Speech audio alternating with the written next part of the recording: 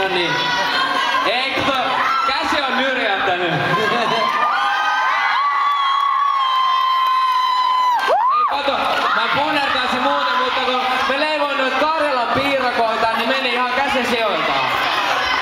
Punnerra, punnerra, punnerra, punnerra, punnerra, punnerra, punnerra, punnerra, punnerra. Tiedätkö kuinka monta ihmistä pettyy? Mä menen tonne takahuoneeseen, mä menen tonne veron takia punnerran siellä sit. No se No niin, moikka. Meillä on puolen tunnin breikki ja sen jälkeen meille tulee illan viimeinen esinte, joka on Negative. Muistakaa oikeesti nyt tässä välissä, tässä on puolen tunnin breikki, kaikki kerkee varmasti vähän juoda, ettei kuule tuu ihan sellainen niinku... Vesihukka. Nestehukka. Nestehukka.